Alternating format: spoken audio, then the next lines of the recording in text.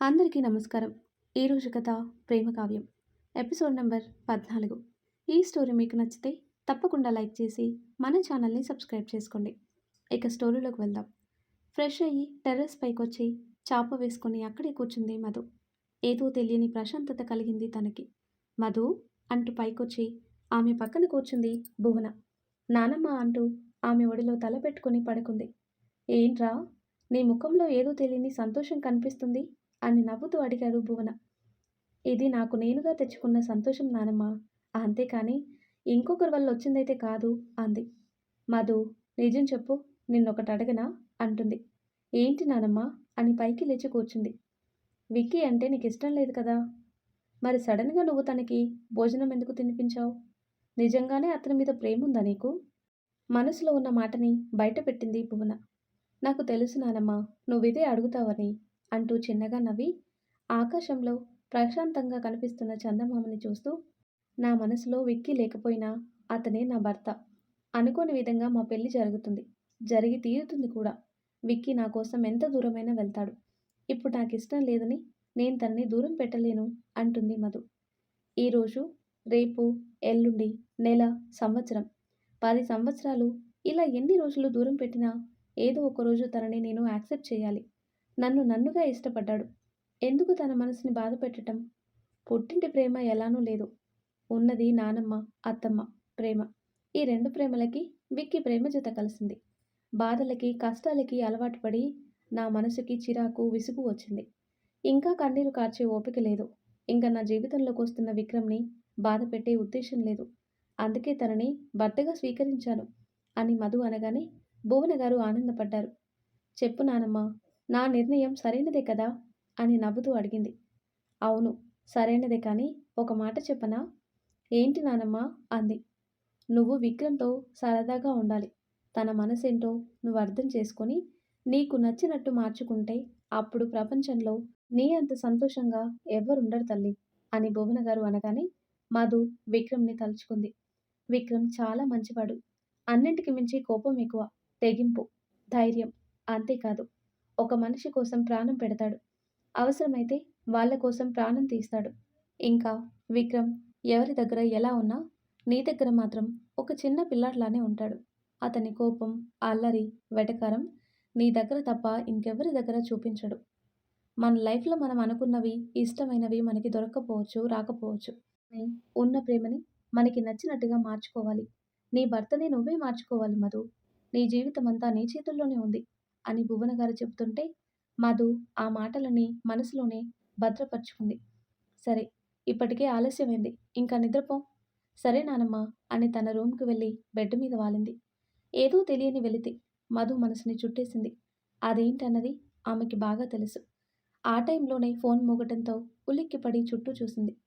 Table మీద ఉన్న phone చూసి బెడ్ దిగి ఫోన్ లిఫ్ట్ చేసింది. ఫోన్ లిఫ్ట్ చేయటానికి ఇంత టైం పట్టిందంటే నా ఫోన్ ఎలా కట్ చేయాలా అని ఆలోచిస్తున్నావా? లేదంటే వీడితో సోదెందుకు అనుకుంటున్నావా? గొంతు సరిచేసుకుని మరీ అడిగాడు విక్కీ. చచా, అలాంటిదేం లేదు విక్రమ్ గారు. మీరు భోజనం చేశారా అని నెమ్మదిగా అడిగింది. లేదు, వచ్చి తినిపిస్తావా? మాటల్లో ఎక్కడలేని వెటకారం. నా మెడలో మీరు 3 ముళ్ళు వేయగానే తినిపించటం ఏంటండి, వంట కూడా చేస్తాను అంది మధు. అబచ్చా, మాకు తెలియదు మరి నువ్వు వంట చేస్తావని. ఏడ్సావులే కానీ నిజం చెప్పవే. అంత సడన్గా నా విషయంలో ఎలా మార్పు వచ్చింది? పైగా ఇంటికి వెళ్లే ముందు ఒక ఎమోషనల్ డైలాగ్ కొట్టావు చూడు, అక్కడే ఈ విక్కీ హార్ట్ని కిల్ చేసి పడేశావు.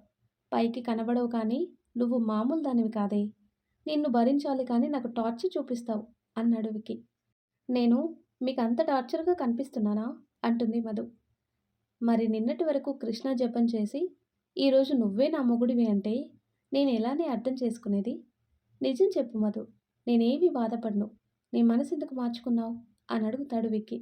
బుద్ధి లేక అని టక్కునంది. ఏంటి అంటాడు. అవును, నిజంగానే నాకు బుద్ధి లేక మనసు మార్చుకున్నాను. చాలా, ఇంకా ఏమన్నా కావాలా అని కోపంగా అంది మధు. పాప తింగరి మాలోకం, కాస్త ఆవేశం తగ్గించు. నీ పిచ్చి నాటకాలు నా దగ్గర కాదు. నిన్న మొన్నటి వరకు నాకు మా బావంటే ప్రాణం, వాడు లేకుండా ఉండలేను అన్నావు. మరి సడన్గా నా మీద ప్రేమ ఎలా పుట్టిందో చెప్పమ్మా అంటాడు. నీ మీద ప్రేమ లేదు, కానీ నువ్వే నా భర్తవి. నేనే నీ భార్యని. నిన్నెందుకు యాక్సెప్ట్ చేశానో ఆ కారణం నీకు చెప్పలేను. చెప్పినా నీ బుర్రకి అది అర్థం కాదు. పైకి కనబడవు కానీ నీకు అనుమానం ఎక్కువ. మా బావకి నాకు మధ్యన ఎటువంటి లవ్వు లేదు. నీకు డౌట్ ఉంటే వెళ్ళి మా బావని అడుగు అని కోపంగా అంది మధు. ఓయ్ తింగరి! నువ్వు మాట్లాడుతుంది విక్రమ్‌తో. ఆ విషయం గుర్తుపెట్టుకో కాస్త కోపంగానే అన్నాడు. నీతో మాట్లాడుతుంది విక్రమ్ మధులత వర్మ. నువ్వు ఆ విషయం గుర్తుపెట్టుకో అని మధు అనగానే విక్కీ ఆశ్చర్యపోయాడు. ఏయ్! ఏమన్నావే? మళ్ళీ చెప్పు అని గంభీరంగా అడిగాడు విక్కీ. నేనేమన్నాను? నా పేరు పక్కన మీ పేరు చెప్పాను. ఇందులో పెద్ద వింతేముంది? అని వెంటనే తనేం మాట్లాడిందో తలుచుకొని సైలెంట్ అయిపోయింది. అబ్బా పిల్ల దారికొచ్చావు. ఇదే మనకు కావాల్సింది. నువ్వు కృష్ణని లవ్ చేయటం లేదని నాకెప్పుడో తెలుసు మధు అని విక్కీ అనగానే మధు షాక్ అయింది. నేను మా బావని లవ్ చేయటం లేదని నీకెలా తెలుసు అని ఆశ్చర్యంగా అడిగింది మధు. నిజంగా లవ్ చేస్తే నాతో పెళ్ళికెందుకు ఒప్పుకుంటావు అని ఊపిరి పీల్చుకుని వదిలి, ప్రాణంగా నువ్వు కృష్ణని లవ్ చేస్తే అందరిని ఎదిరించి మరీ తన జీవితంలో అడుగుపెట్టేదానివి అని తన రూమ్ నుంచి బయటికి వస్తూ, మరీ ఏమి తెలియని వెల్లుల్లి రెబ్బలా నా దగ్గర యాక్ట్ చేయకే, నేను ఎప్పుడో చదివేశాను అన్నాడు. ఎందుకో తెలియదు కానీ ఆ మాటకి మధు పెదవులపై సన్నని నవ్వు. నా దగ్గర నీ వేషాలు కాదు మధు. విక్రమ్ ఇక్కడ. విక్రమ్ వర్మ. మాట్లాడే ముందు ఆలోచించి మాట్లాడు. మీ బావ నీ మనసులో ఉంటే షాపింగ్ మాల్‌లో నేను చేసిన పనికి అడ్డు చెప్పు అని మృదువుగా అన్నాడు. మధు ఏం మాట్లాడలేదు. ఇప్పుడు కూడా నువ్వు సడన్‌గా మనసు మార్చుకుంది ఎందుకో నాకు తెలుసు అన్నాడు. ఎందుకు? అని కళ్ళు పెద్దవి చేసి అడిగింది. కష్టాలతో అలసిపోయావు. మీ నాన్న మాటలకి విసిగిపోయి మనసు చంపుకున్నావు. ఇప్పుడైనా మనశ్శాంతిగా బ్రతకాలని నీ ఆలోచన. లేదంటే సడన్‌గా నా మీద ఎందుకు ప్రేమను పెంచుకుంటావు? నువ్వెంత సైకోదానివో నాకు తెలీదా? అతని మాటల్లో వెటకారం. అసలు మిమ్మల్ని ఒకటి అడగనా? చాలా సౌమ్యంగా అంది మధు. అడుక్కో తింగరి. నా దగ్గర పర్మిషన్ దేనికి? అన్నాడు నవ్వుతూ. ఆ మాటకి కోపం వచ్చింది మధుకి. ఏంటి? అడుక్కోనా? కాస్త గట్టిగానే అంది. హా అదే అంటున్నా అన్నాడు. ష్! అనవసరంగా వీడిని యాక్సెప్ట్ చేశానా? ఎప్పుడు చూసినా వంకరగా మాట్లాడతాడు అనుకొని, అసలేంటి మీరు? ఎప్పుడూ తిన్నగా ఏదీ మాట్లాడరా? సూటిగా అడిగింది మధు. తిన్నగా మాట్లాడితే నీ మొగుణ్ణెందుకవుతాను? వంకరగా సమాధానమిచ్చాడు. దేనికి సరిగ్గా సమాధానం ఇవ్వా నువ్వు? అందరి దగ్గర ఇలానే మాట్లాడతావా? అని కోపంగా అడిగింది మధు. ఆమె మాటకి నవ్వుకొని, అందరి దగ్గర తిన్నగానే ఉంటాను. నీ దగ్గరకొచ్చేసరికే నాకు ఒళ్ళు తెలీదు. ఇటు చుట్టూ ఉన్న ప్రపంచం కూడా తెలీదు. ఎందుకో తెలీదు తింగరి. నిన్ను చూస్తే నాకు అదో మాదిరి. ఎలా ఉంటుందంటే నాలో ఉన్న వెటకారం 10 రెట్లవుతుంది. నీలో అంత విషయం ఉంది మరి అంటాడు. మాట్లాడుతూనే బయట గార్డెన్లోకి వచ్చాడు విక్కీ. లోపల సునంద, జగదీష్, మహా, విక్రమ్ ముఖంలో నవ్వు చూసి ఆనందపడ్డారు. వీడి ముఖంలో నవ్వు చూస్తుంటే ఫోన్ చేసింది మన కోడలనుకుంటాను. భర్తకి భోజనం సర్వ్ చేస్తూ అంది సునంద. అవును, ప్రపంచంలో ఉన్న ఆనందం అంతా వాడి ముఖంలో ఉందమ్మా. మధు యాక్సెప్ట్ చేసింది కదా, ఇంకా మా అన్నగారికి పూనకాలే అని మహా అనగానే నవ్వుకున్నారు. నాలో అంత విషయం ఏముంది విక్రమ్ గారు? తెలియక అడిగింది మధు. ఏముందంటావేంటే? ఫస్ట్ నైట్ నా రూమ్లోనే కదా ఉంటావు. అప్పుడు నీకు అన్ని విషయాలు అర్థమయ్యేలా చెప్తాను. ఇప్పుడు చెప్పాననుకో నీకు నిద్ర పట్టదు, నాకు నిద్ర పట్టదు అని విక్కీ అనగానే మధు ఆలోచనలో మునిగింది. మధు మృదువుగా పిలిచాడు విక్కీ. ఏంటండి? ఏయ్ ఆపు. అండి గిండి ఏంటి? మూసుకొని ఏమండి అను. ఎన్నిసార్లు చెప్పినా బుర్రకెక్కదా అని చిరుకోపంగా ఆమెను తిట్టి, చూడు రేపు 10 గంటలకి నువ్వు నా రూమ్కి రావాలి అన్నాడు. ఏంటి అని షాక్ అయింది మధు. హలో పాప, షాక్ అవ్వకు. పసుపు రాసే ఫంక్షన్ మీ అత్తమ్మ ఇంట్లోనే కదా జరిగేది. కాబట్టి ఫంక్షన్ అవ్వగానే నా కొంపకి తగలడు. కాసేపు ముద్దాడుతాను అని విక్కీ అనగానే మధు కోపంగా ఫోన్ కట్ చేయబోయి అంతలోనే ఆగి తల కొట్టుకుంది. నేను అలాంటి పనులు చేయలేను. అయినా పెళ్ళవ్వకుండా కలవటాలు, మీటింగ్లు అలాంటివి నా దగ్గర కుదరదు. రేపు నేను గుడికి వెళ్ళాలి విక్రమ్ గారు. ఉంటాను, నాకు నిద్రొస్తుంది అని ఫోన్ కట్ చేయగానే విక్కీ ఉసూరుమంటూ అక్కడే ఉన్న చైర్లో కూర్చుని నవ్వుకున్నాడు. ఏంట్రా ఇంకా అవ్వలేదా మీ కబుర్లు అంటూ పక్కనే ఉన్న చైర్లో కూర్చున్నారు జగదీష్. హా బాబాయ్, ఏదో సరదాగా ఫోన్ చేశాను. ఈరోజు చక్రి ఏంటి కనీసం ముఖం కూడా చూపించలేదు? ఫోన్ జేబులో పెట్టుకుంటూ అడిగాడు. ఎక్కడ ఖాళీ ఉంది చక్రికి? ఇటు ఫ్యాక్టరీ, బిజినెస్ పనులు సరిపోతున్నాయి పాపం. మధ్యాహ్నం ఫంక్షన్కి వచ్చాడు కానీ కాసేపు కూడా ఉండలేదు అని జగదీష్ అనగానే విక్కీ నవ్వుకున్నాడు. విక్కీ, నీ ముఖంలో ఆనందం చూసి చాలా రోజులైందిరా. నువ్వెప్పుడూ ఇలానే సంతోషంగా ఉండు అని కొడుకు తల నిమురుతూ అన్నారు జగదీష్ గారు. నేనెప్పుడూ హ్యాపీగానే ఉంటాను నాన్న. కానీ అమ్మ, నాన్న, అన్నయ్య అందరూ ఉంటే ఇంకా డబుల్ హ్యాపీనెస్ ఉండేది కదా బాధగా అన్నాడు. అవును కానీ ఏం చేస్తాం, ఆ దేవుడు తొందరగా తీసుకుని వెళ్ళిపోయాడు అని జగదీష్ అనగానే అప్పటి వరకు ప్రశాంతంగా ఉన్న విక్కీ ముఖంలో కోపం ప్రవేశించింది. అది జగదీష్ చూపుని దాటిపోలేదు. నాన్న, ఏమైందిరా అని కంగారుగా అడిగాడు జగదీష్.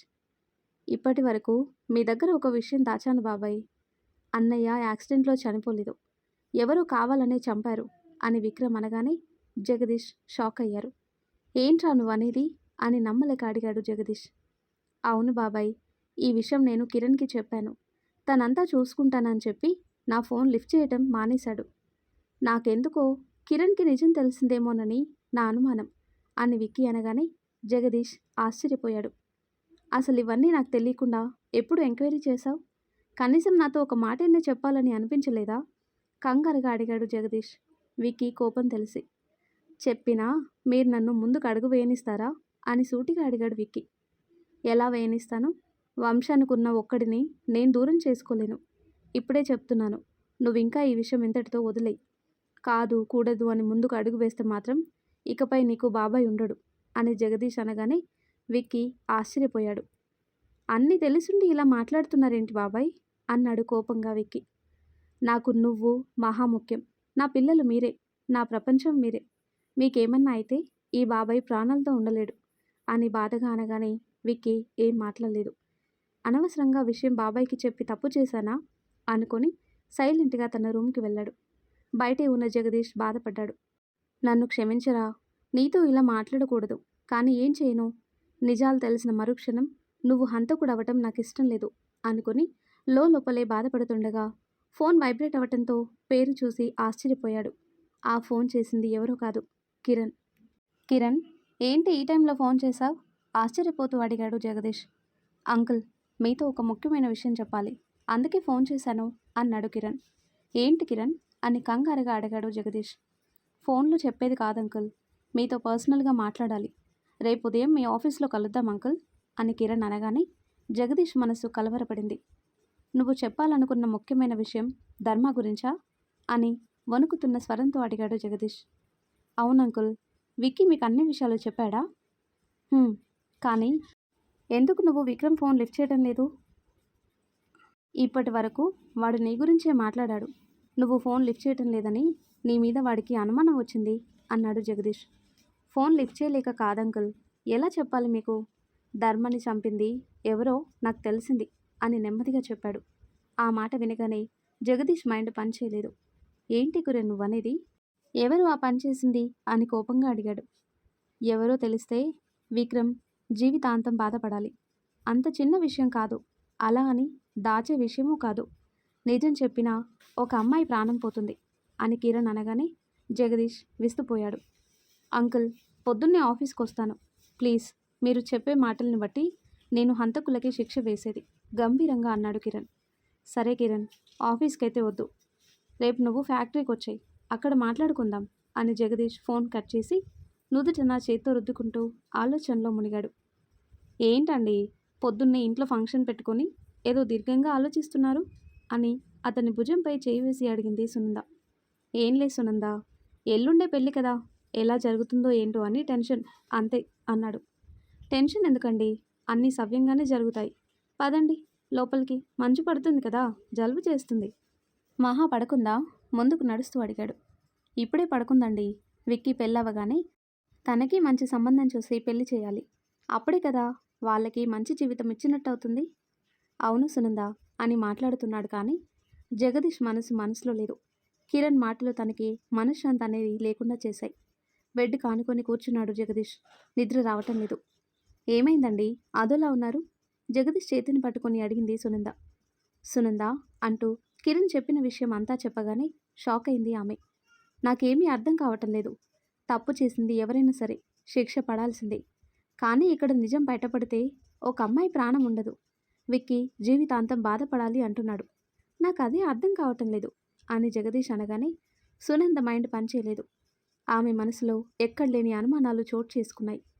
కిరణ్ మాటలను బట్టి ఇదంతా ఎవరో కావాలని చేసుంటారండి. అవును, మనకి తెలిసిన వాళ్ళే అయ్యుండాలి అన్నాడు. "హ్మ్, ఒక్కటి గుర్తుపెట్టుకోండి." కిరణ్ విషయం చెప్పగానే మనిద్దరం ఆలోచించుకొని నిర్ణయానికొద్దాం. ఏది ఏమైనా చంపిన వాళ్ళని వదిలిపెట్టేది లేదు. అది ఇంట్లో వాళ్ళవని బయట వాళ్ళవని శిక్ష పడాల్సింది అని స్థిరంగా చెప్పి లైట్ ఆఫ్ చేసి బెడ్ లైట్ ఆన్ చేసి, "ఏమీ ఆలోచించకండి, పడుకోండి. నిర్ణయం మన చేతుల్లోనే ఉన్నప్పుడు మనం భయపడాల్సిన అవసరం లేదు" అని బెడ్ మీద వాలి, "రేపు మన విక్కీకి పసుపు రాసే వేడుక. ఫంక్షన్ బాగా జరగాలి. తల్లిదండ్రులు లేని లోటు వాడికి అస్సలు తెలియకూడదు" అని చెప్పి పడుకుంది. భార్య మాటలకి అర్థమేంటో గ్రహించిన జగదీష్ బెడ్ మీద వాలాడు. ఆ తర్వాత కట్ చేస్తే మరుసటి రోజు విజయ ఇంట్లో హడావిడి మొదలైంది. మధు ఇంట్లోనే ఫంక్షన్ చేద్దాం అనుకున్నారు, కానీ ప్రభాకర్ దూరంగా ఉండటం, మధు ఏడవటం చూసి విజయ ఈ నిర్ణయం తీసుకుంది. ఊరంతా విజయ ఇంటి దగ్గరే ఉంది. అందరూ తలో పని చేస్తున్నారు. పిల్లల కేరింతలు, ఆటపాటలు, పెద్దవాళ్ల ముచ్చట్లతో విజయ ఇల్లు సందడిగా ఉంది. "మధు" అంటూ రూమ్కి వచ్చింది విజయ. సోఫాలో కూర్చుని ఉంది మధు. సాధారణ లంగావోణి వేశారు తనకి. "అత్తమ్మా, సాహితి అక్క ఎక్కడుంది? కనిపించటం లేదు." "తను బయట ఉంది. అక్కడ అందరికీ టీలు ఇస్తుంది. పద, అందరూ నీకోసమే వెయిట్ చేస్తున్నారు" అని మధుని తీసుకొని బయటికొచ్చింది. ఇల్లంతా చూడగానే మధు షాక్ అయింది. ఊర్లో ఉన్న జనం అందరూ బయట కూర్చుని ఉన్నారు. పెళ్లి వాతావరణం కనిపించింది మధుకి. ఇంటి ఎదురుగా పచ్చని పందిరి వేశారు. ఆ పందిరి మధ్యలో పెళ్లి ముగ్గు వేసి ఎంతో అందంగా అలంకరించారు. మధు ముఖంలో ఎక్కలేని ఆనందం చోటు చేసుకుంది. "అత్తమ్మా, ఈ ఏర్పాట్లన్నీ ఎప్పుడు చేశారు?" అని ఆశ్చర్యంగా అడిగింది మధు. "ఇవన్నీ రాత్రే చేశారు మధు. మీ పెద్ద బావ, చిన్న బావ నీ పెళ్లి ఘనంగా జరిపించాలని పట్టుపట్టారు. చూడు, ఊరంతా మన ఇంటి దగ్గరే ఉంది. నీకు ఇంకా వెల్తిగా అనిపిస్తే చెప్పు, మీ నాన్న దగ్గరికి తీసుకుని వెళ్తాను" అని విజయ అనగానే మధు తలదించుకుంది. ఇంత చేసినా తలదించుకుంది అంటే మధుకి వాళ్ళ నాన్న ఇంకా గుర్తొస్తున్నాడేమో అత్తమ్మా, నవ్వుతూ అంది సాహితి. "ఏంటక్కా నువ్వు" అని తన అత్త వైపుకు తిరిగి, "నేనెందుకు బాధపడతానత్తా? మా నాన్న చేయాల్సిన పనంతా మీరు చేస్తున్నారు. ఇది సరిపోదా? మీ మనసులో నా స్థానం ఏంటో? ఉన్న ప్రేమ పక్కనున్న పట్టించుకోదు. ఒకరి ప్రేమ కోసం మీ అందరినీ బాధ పెట్టను. అత్త, నాకిప్పుడు ఏ వెలితి లేదు. నా మనసంతా ఆనందంగా ఉంది. నా తల్లి తండ్రి ఇకపై నువ్వు మామయ్యనే" అని కంటతడితో విజయని హత్తుకుంది మధు. "ఊరుకో మధు, ఏంటి ఇది చిన్నపిల్లలా" అని మధు చేతిని పట్టుకొని ఓదార్చింది సాహితి. "నీకెవరున్నా లేకపోయినా మేమందరం నీ వెనకే ఉంటాం. ఇకపై నీ పుట్టిల్లు ఇదే మధు" అని విజయ అనగానే మధు ఏం మాట్లాడలేదు. "విజయ, మధుని తీసుకురా" అని భువనగారు అనగానే మధుని పచ్చని పందిట్లోకి తీసుకుని వచ్చి పీటపై కూర్చోబెట్టారు. ముత్తైదువులు మధుకి ఒంటి నిండా పసుపు రాసి వెటకారమాడారు. ఆమెకు అదంతా కొత్తగా ఉంది. పైగా పెద్దవాళ్ల మాటలు వినగానే మధుకు ఒకవైపు నవ్వు, మరోపక్క ఆశ్చర్యం వేసింది. మేనకోడల్ని చూసి మనసులోనే బాధపడింది విజయ. ప్రభాకర్, శ్రావణి పక్కనే ఉంటే మధు ముఖంలో ఇంకెంత ఆనందం వచ్చేదో అనుకుంది. అక్కడ జరుగుతుందంతా వీడియో తీసి విక్కీ ఫోన్కి పంపించాడు కృష్ణ. ఇటు విక్కీ ఇంట్లో సందడి మొదలైంది. విక్కీకి ఏమాత్రం అనుమానం రాకుండా సునంద, జగదీష్ నార్మల్గానే ఉన్నారు. మహా అల్లరి అంతా ఇంత కాదు. ఇల్లంతా కోలాహలంగా ఉంది. తన రూమ్ నుంచి బయటికి వచ్చిన విక్కీ ఇల్లంతా సందడిగా ఉండటం చూసి ఆశ్చర్యపోయాడు. "రేయ్, తొందరగా కిందికి రా, ఇప్పటికే ఆలస్యమైంది" అని విక్కీ చేతిని పట్టుకుంది సునంద. "ఎక్కడికమ్మా పొద్దున్నే, ఈ గోలేంటి?" అని అడిగాడు విక్కీ. "రేయ్, నీకింకా నిద్రమత వదల్లేదా? ఈరోజు నిన్ను పెళ్ళికొడుకుని చేస్తున్నాం." "అవును కదా, మర్చిపోయాను" అని నవ్వుతూ అన్నాడు. "హా, ఎందుకు మర్చిపోవు? నైట్ అంతా మీ ఆవిడ కోసం కలలు కనుంటావు. అందుకే సరిగ్గా నిద్రపట్టుండదు కదా అన్నయ్య" అంది మహా. "అవును, కరెక్ట్గా గెస్ చేశావు" అంటూ చురుగ్గా మహా వైపు చూసి, "నీకు నోరు ఎక్కువవుతుందే, చెప్తా అన్ని సంగతి" అని పళ్ళు నూరాడు. "వెవ్వెవ్వే, ముందు పద అన్నయ్య, అక్కడ అందరూ నీకోసమే వెయిట్ చేస్తున్నారు" అని సునంద, మహా ఇద్దరూ కలిసి విక్కీని పందిట్లోకి తీసుకొని వచ్చారు. ముందుగా జగదీష్, సునంద విక్కీ ముఖానికి, చేతులకి పసుపు రాసి అక్షింతలు వేశారు. ఆ తర్వాత వచ్చిన బంధువులు విక్కీకి పసుపు రాసి అక్షింతలు వేసి స్నానం చేపించారు. విక్కీ ఒకటే గోలగోల. కుంకుడు రసం కంట్లో పడేసరికి ఒకటే చిందులు. అందరినీ హడలించేశాడు. మహాకి నవ్వాగలేదు. ప్రతి మూమెంట్ ఎంజాయ్ చేస్తుంది. "ఏయ్, అలా నవ్వకపోతే వచ్చి హెల్ప్ చేయొచ్చు కదే" అన్నాడు. "ఏం చేయనన్నయ్య, కుంకుడు రసం కంట్లో పడితే అంత గోల చేస్తావని నాకేం తెలుసు అని విక్కీ పక్కన కూర్చుంది. అమ్మా, షాంపూ అయినా ఇవ్వచ్చు కదా, కళ్ళు మామూలుగా మంట రావటం లేదు అని చెంప మీద కన్నీరు తుడుచుకున్నాడు. 2 కళ్ళు ఎర్రగా అయిపోయాయి విక్కీకి. షాంపూ ఇస్తే ఎలా నాన్నా, ఇది పెళ్ళి కదా, కుంకుడు రసంతోనే తలస్నానం చెప్పిస్తారు, కాస్త కుదురుగా కూర్చోరా అని విక్కీ హెయిర్ అంతా టవల్ తుడిచి నుదుటిన బొట్టు పెట్టింది. ఏంటమ్మా ఇంత పెద్ద బొట్టు పెట్టావు? పెళ్ళి రేపు, ఈరోజు కాదు. నిన్ను పెళ్లి కొడుకుని చేశారు కదా అన్నయ్య, అందుకే ఆ బొట్టు అని విక్కీ మెడలో గొలుసు, చేతికి ఉంగరాలు పెట్టింది మహా. నాన్న విక్కీ అంటూ లోపలికొచ్చాడు జగదీష్. ఏంటి బాబాయ్? నేను ఒకసారి ఫ్యాక్టరీకి వెళ్ళొస్తాను అని నెమ్మదిగా చెప్పాడు. ఈ టైం ఫ్యాక్టరీకి ఎందుకు బాబాయ్? చక్రి అన్నీ చూసుకుంటున్నాడు కదా. అవును, కానీ ఈరోజు జీతాలు ఇవ్వాలి కదా, చక్రికి మనీ ఇచ్చేసి వస్తాను, 1 గంటలో నేను ఇంటికి వచ్చేస్తాను, అర్థం చేసుకోనాన్నా అని బ్రతిమలాడాడు. సరే బాబాయ్, మీరు తొందరగా వచ్చేయండి అన్నాడు. ఊపిరి పీల్చుకుని బయటికి వచ్చాడు జగదీష్. వీలైనంత తొందరగా రండి, బంధువులందరూ ఉన్నారు కదా అంది సునంద. నాకు తెలుసు సునంద, కానీ ఎందుకో తెలీదు, రాత్రి నుంచి గుండెల్లో ఏదో తెలియని గుబులుగా ఉంది. కంగారు పడకండి, నిజం తెలిసాక ఏం చేయాలన్నది ఆలోచిద్దాం అని జగదీష్ వెళ్ళగానే సునంద లోపలికి వెళ్ళింది. అన్నయ్య అంటూ పరుగున విక్కీ దగ్గరికి వచ్చింది మహా. ఏమైందే అంత కంగారు? కృష్ణ వీడియో పంపించాడు, ఒకసారి చూడు అని వీడియో ప్లే చేసింది. లంగా ఓణిలో మధుని పెళ్లి కూతుర్ని చేయడం చూడగానే విక్కీ ముఖంలో చిరునవ్వు. ఏది ఏమైనా మధు విషయంలో వాళ్ళు చాలా బాధ్యతగా ఉంటున్నారన్నయ్య. అవును, సొంత మేనకోడలు కదా మహా, ఆ మాత్రం ఉంటుంది. పైగా మా మామగారు మహామూర్ఖుడు కదా. అసలు ఏంటన్నయ్య ఆయన, ఇంత జరుగుతున్నా కూడా మధుకి అక్షంతలు వేయడానికి రాలేదు? ఆశ్చర్యంగా అడిగింది మహా. చెప్పాను కదా, అన్నీ తెలుసున్న మూర్ఖుడని అని సునంద పిలవటంతో విక్కీ బయటికి వెళ్ళాడు. ఆ తర్వాత కట్ చేస్తే కార్ పార్క్ చేసి లోపలికి వచ్చాడు Jagadish. Good morning sir, Kiran సార్ని మీ ఛాంబర్లో కూర్చోబెట్టాను. విక్కీ ఫోన్ చేస్తే ఇక్కడ కిరణ్ వచ్చిన సంగతి అస్సలు చెప్పకు అని చక్రి చేతిలో బ్యాగ్ పెట్టి, అమౌంట్ అంతా ఇందులో ఉంది, అందరికీ సాలరీలు ఇచ్చేయి. సరే సార్, ఆ కిరణ్ గారు పోలీస్ ఆఫీసర్ అనుకుంటాను. జగదీష్కి తనకి మధ్యన ఉన్న చొరవతో అడిగాడు చక్రి. అవును చక్రి, విక్రమ్ మ్యారేజ్ కదా, పైగా ప్రభాకర్కి వాడంటే అస్సలు ఇష్టం లేదు. ఏ సమయంలో అయినా అటాక్ చేసినా చేయొచ్చు. ఎందుకైనా మంచిదని కిరణ్తో మాట్లాడుతున్నాను, సెక్యూరిటీ అరేంజ్ చేస్తాడని. మంచి పని సార్ అన్నాడు చక్రి. ఎట్టి పరిస్థితిలోనూ నువ్వు ఈ విషయం విక్రమ్కి చెప్పకు, తెలుసు కదా వాడి గురించి అని జగదీష్ తన ఛాంబర్కి వచ్చాడు. గుడ్ మార్నింగ్ అంకుల్ నవ్వుతూ విష్ చేశాడు Kiran. Good morning Kiran, coffee తీసుకుంటావా అని చైర్లో కూర్చున్నాడు జగదీష్.